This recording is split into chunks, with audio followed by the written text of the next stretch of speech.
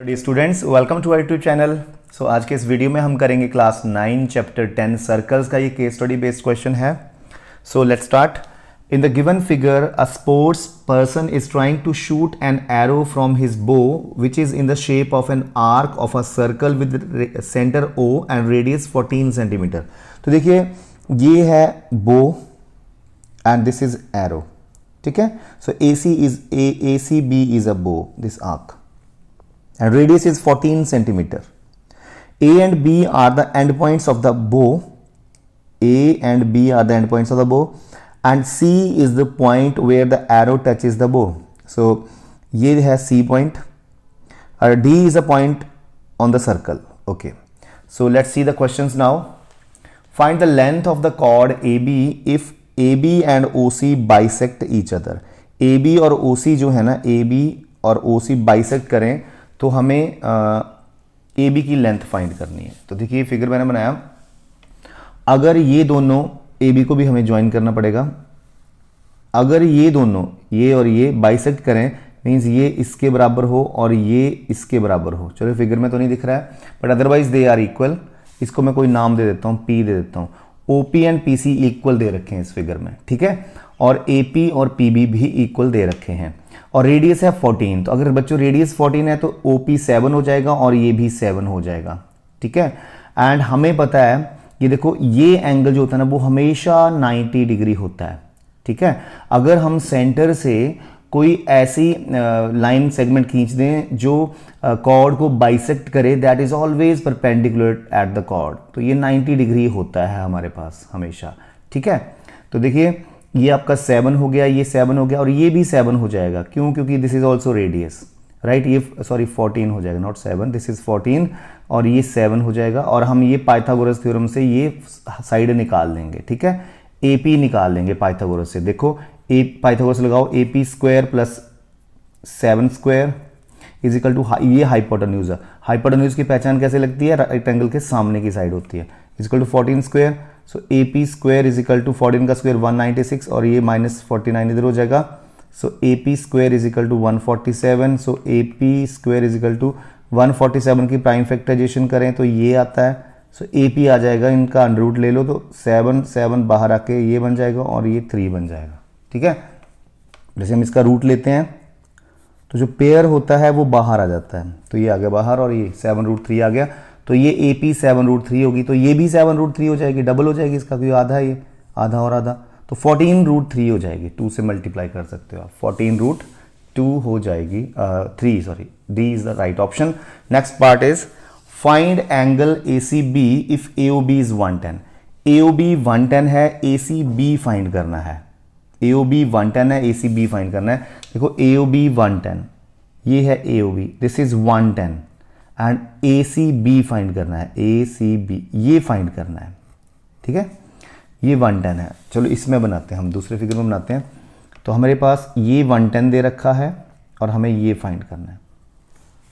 तो आप देख सकते हैं कि ये एंगल जो है वो ACB आर्क जो है वो सेंटर पे बना रही है, देखो, और ACB आर्क रिमेनिंग पार्ट पे ये वाला एंगल बना रही है, देखो, ठीक है। तो हमने ये थ्योरम पढ़ी है कि angle subtended bye an arc at the centre is double the angle subtended bye it at any point on the remaining part of the circle.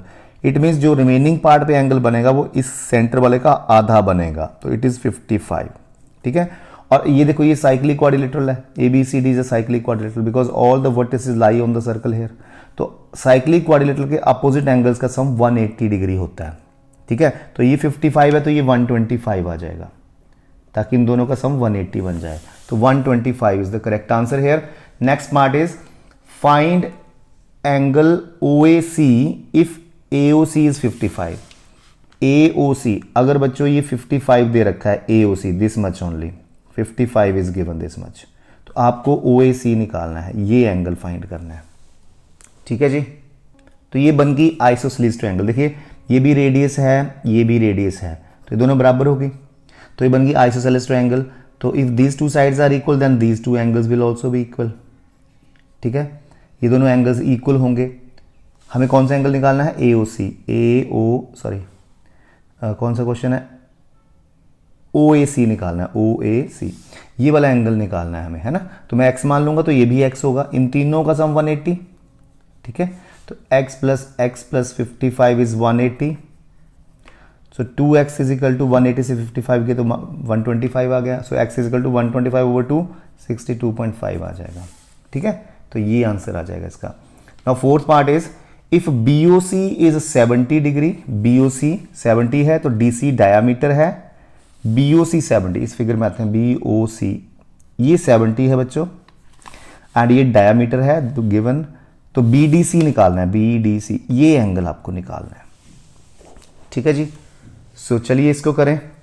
तो अगर आप देखें कि BC आर्क जो है वो सेंटर पे कौन सा एंगल बना रही है, देखो 70 बना रही है ना BC आर्क सेंटर पे ऊपर 70, ठीक है। और यही BC आर्क रिमेनिंग पार्ट पे एंगल D बना रही है।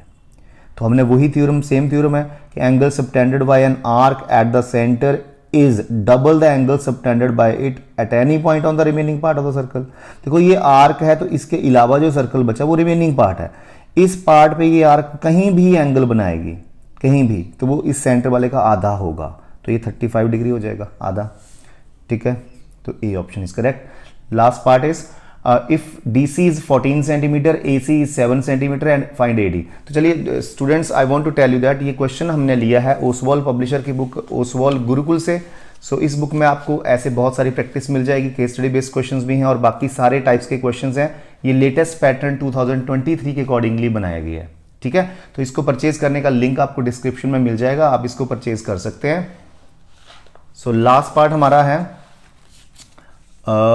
ये रहा, DC 14 सेंटीमीटर है, AC 7 है। चलो देखते हैं, DC जो है ये 14 है, ये अब सारा ही 14 दे रखा है ये DC, एंड AC जो है वो 7 दे रखा है, ये 14 है सारी लेंथ और ये 7 है। तो हमें क्या निकालना है, AD निकालना है, ये निकालना है।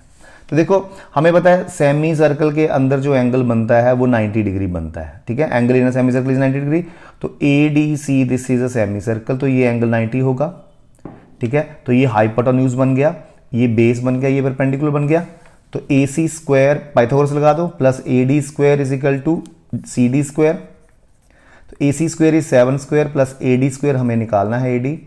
तो CD 14 दिया है, तो AD स्क्वायर बन गया 14 का 196 होता है स्क्वायर और 7 स्क्वायर इज 49, तो जाके माइनस हो गया। सो AD square is 147, okay. So AD is 147 का अंडर रूट। तो मैंने आपको पहले भी बताया इस क्वेश्चन में 7 इंटू 7 इंटू 2 हो जाएगा, 3 हो जाएगा, ठीक है। सो ये 7 बाहर आ जाएगा क्योंकि पेयर है अंदर, तो 7√3 सेंटीमीटर आंसर आ जाएगा इसका। So D option is correct here. So dear students, this is case study based questions. Thank you so much.